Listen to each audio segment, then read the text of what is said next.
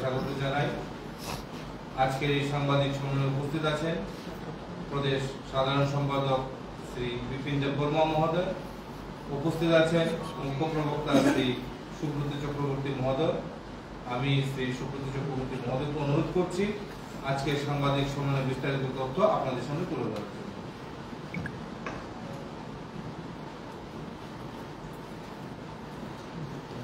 সকল মিডিয়া বন্ধুদের আন্তরিকভাবে স্বাগত জানাই। আজকে দু একটি বিষয় আপনাদের মাধ্যমে রাজ্যবাসীর কাছে পৌঁছে দেওয়ার জন্য আমি আজকে আমাদের এই প্রদেশ কার্যালয়ের সাংবাদিক বৈঠক আহ্বান করা হয়েছে। আপনারা এবং গোটা রাজ্যবাসী অবগত আছেন, গত আগস্ট মাসে এ রাজ্যের ইতিহাসে সবচেয়ে ভয়ঙ্করতম বন্যা পরিস্থিতি তৈরি হয়েছিল এবং এই বন্যায় রাজ্যের প্রায় 2/3 উপরে অঞ্চল প্রভাবিত হয়েছে। টোটাল জনসংখ্যার প্রায় অর্ধেক মানুষ কোনো না কোনোভাবে বন্যার ফলে প্রভাবিত হয়েছেন, ক্ষতিগ্রস্ত হয়েছেন এবং সেই বন্যা পরিস্থিতিতে যেখানে ইতিহাসের সবচেয়ে ভয়ঙ্কর বন্যা, তার কারণ ছিল অতিবৃষ্টি।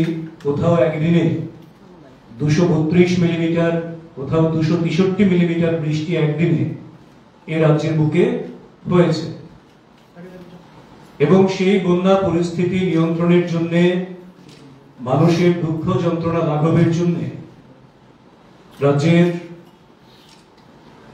সর্বজন শ্রদ্ধেয় মাননীয় মুখ্যমন্ত্রী অধ্যাপক ডক্টর মানিক সাহাজির নেতৃত্বে সামগ্রিকভাবে মন্ত্রী পরিষদের সকল বিধায়ক বিধায়িকা থেকে শুরু করে আমাদের দলীয় কার্যকর্তা থেকে শুরু করে সাধারণ মানুষ, স্বেচ্ছাসেবী সংগঠন সবাই ঝাঁপিয়ে পড়েছিল এবং সেই পরিস্থিতিতে ত্রিপুরাবাসীর সঙ্গে দেশের যশস্বী প্রধানমন্ত্রী নরেন্দ্র মোদীজি এবং যশস্বী গৃহমন্ত্রী অমিত ভাই শাহজি ত্রিপুরার মানুষের পাশে দাঁড়িয়েছিলেন, সর্বতোভাবে সাহায্য সহযোগিতার হাত বাড়িয়েছিলেন এবং প্রথমেই বন্যা পরিস্থিতি তৈরি হওয়ার সঙ্গে সঙ্গেই 40 কোটি টাকার প্রাথমিক সাহায্য ত্রিপুরাকে করা হয় এবং শুধু তাই নয়, কেন্দ্রে এবং রাজ্যে সরকারের মধ্যে যে সমন্বয়, সেই সমন্বয়ের ফলে প্রতি মুহূর্তে রাজ্যবাসীকে কি করে এই পরিস্থিতি থেকে মুক্ত করা যায়, তাদের স্বাভাবিক সাধারণ জীবন যাপন নিশ্চিত করা যায় এবং তাদেরকে রেস্কিউ করা যায়, তার জন্য 11টি এনডিআরএফ টিম ছিল, 3 কলাম আর্মি ছিল, সেখানে 4টি এমআই হেলিকপ্টার সেখানে ছিল যারা রেস্কিউ অপারেশন করেছে, ফুড প্যাকেট ড্রপিং থেকে শুরু করে অন্যান্য। এই পরিস্থিতির ফলে প্রাথমিকভাবে বন্যা পরিস্থিতি কেটে যায়। তারপর ক্ষয়ক্ষতির হিসেব নিকেশ নিয়ে বিভিন্ন দপ্তর ভিত্তিক নিরূপণ শুরু হয় এবং রাজ্যের মাননীয় মুখ্যমন্ত্রী অধ্যাপক ডক্টর মানিক সাহা মহোদয় এই বন্যা পীড়িত মানুষের সাহায্য সহযোগিতার জন্য 564 কোটি টাকার স্পেশাল প্যাকেজ তিনি ঘোষণা করেন এবং সেই অনুযায়ী বিভিন্ন জায়গায় যে ক্ষতি হয়েছে তা পুনরুদ্ধার করে নতুন কাজকর্ম শুরু হয়েছে। 7 দিন আগে আমাদের দেশের মাননীয় যশস্বী প্রধানমন্ত্রী নরেন্দ্র মোদীজি এবং মাননীয় গৃহমন্ত্রী অমিত ভাই শাহজি ওনাদের তত্ত্বাবধানে ত্রিপুরা রাজ্যকে এই বন্যা পরিস্থিতি উত্তর ক্ষয়ক্ষতির নিরূপণ করে সেখানে আরো কি করে দ্রুততার সঙ্গে সেই জায়গাগুলিকে যে ক্ষতি হয়েছে তার ক্ষতিপূরণ করা যায়, তার জন্য আরো 288.93 কোটি টাকা কেন্দ্রীয় সরকার ত্রিপুরা সরকারকে আর্থিক সাহায্য করেছেন। এই সময় উপযোগী এবং বলিষ্ঠ পদক্ষেপ নেওয়ার জন্য, রাজ্যবাসীর পাশে থাকার জন্য এবং রাজ্যের সর্বস্তরের মানুষের উন্নয়নের জন্য দায়বদ্ধতা নিয়ে যে মোদীজির সরকার কাজ করছেন, এটি তারই একটি নিদর্শন।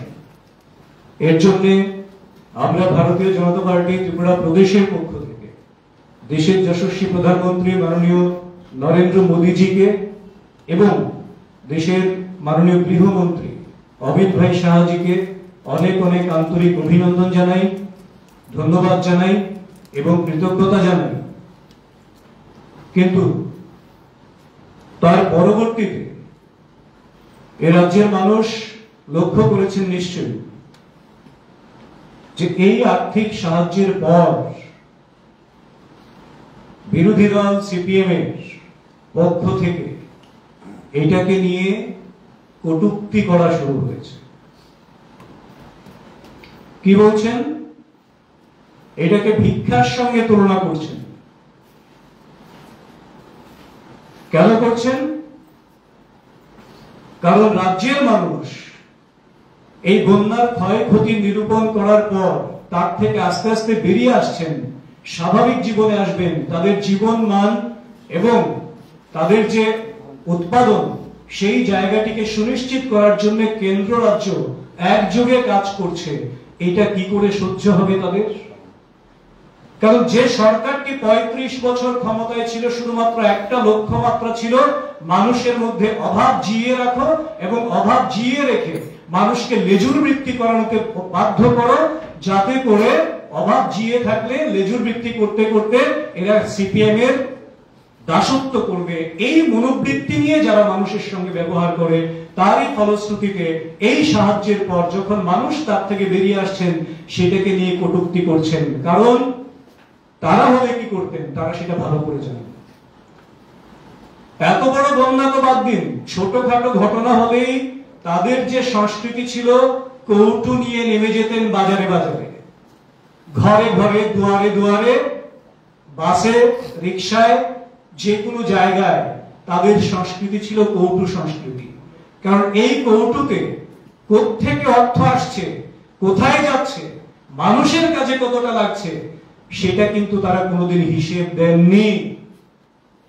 এই কৌটু তাদের ভান্ডারকে স্ফীত করেছিল আর মানুষের দুঃখ যন্ত্রণাকে দুঃখ যন্ত্রণার কবলেই থাকতে বাধ্য করেছিল। আর সেই সঙ্গে কেন্দ্র দেয় না, কেন্দ্রীয় বঞ্চনার গীত গেয়ে গেয়ে দিল্লিতে কংগ্রেস সিপিএম এর মিতালি করে করে আর এখানে কুস্তি দেখিয়ে মানুষকে বিভ্রান্ত করার রাজনীতি করেছিলেন।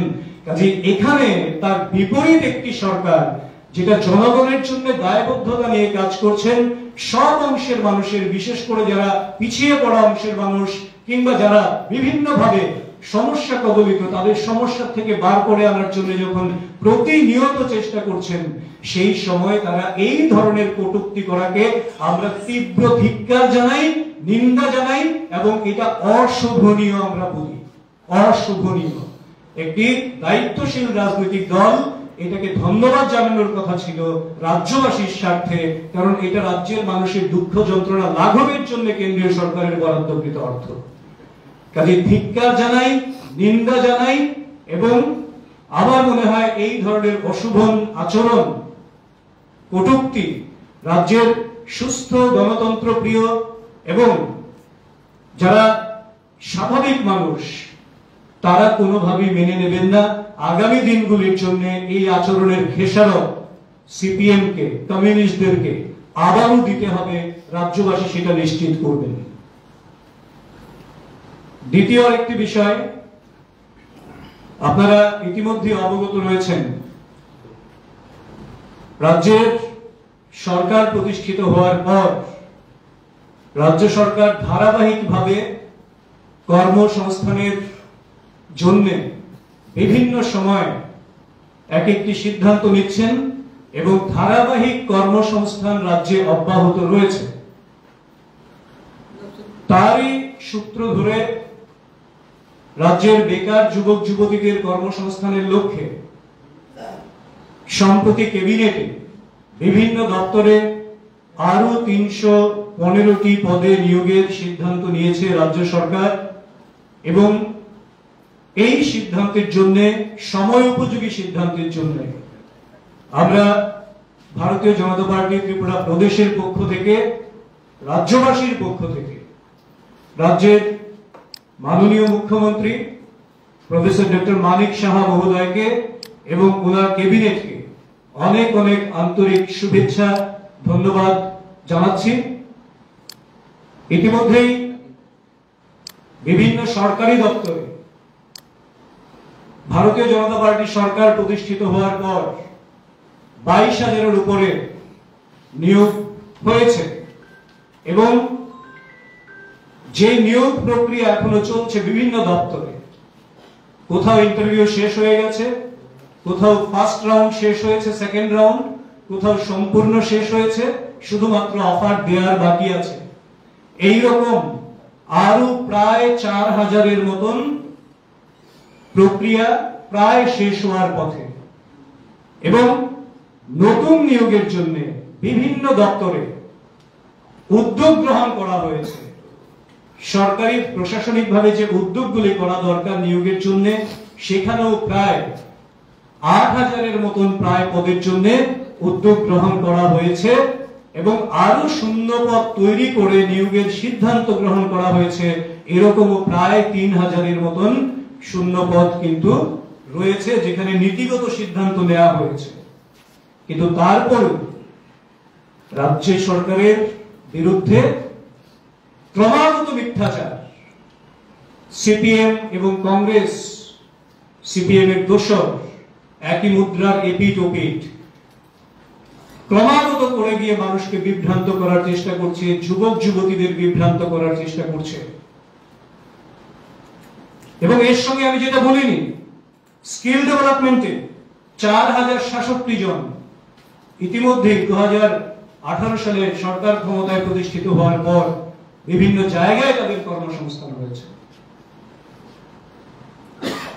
আমরা বলেছিলাম কর্মসংস্থানের বিষয়ে ভারতীয় জনতা পার্টি সরকার ত্রিপুরাতে নতুন একটি দিগন্তের সূচনা করবে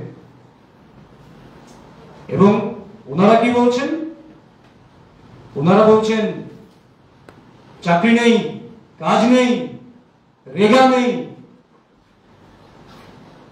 এই বলে বলে মানুষকে বিভ্রান্ত করার জন্য একের পর এক প্রয়াস জারি রেখেছেন।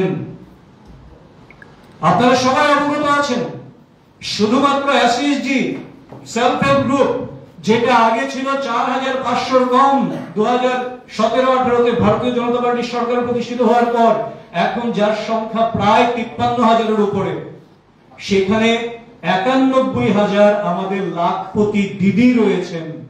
বছরে 1 লক্ষ টাকার উপর রোজগার করেন সেলফ হেল্প গ্রুপ থেকে।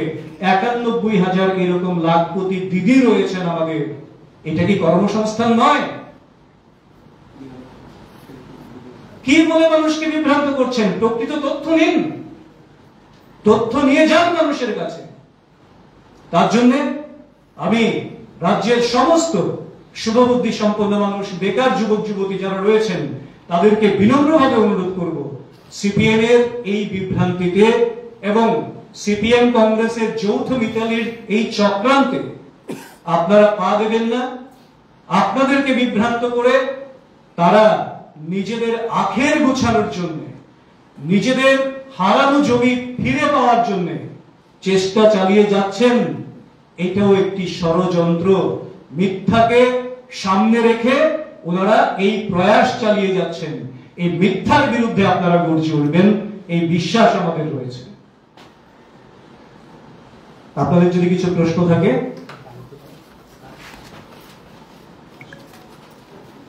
সবাইকে ধন্যবাদ।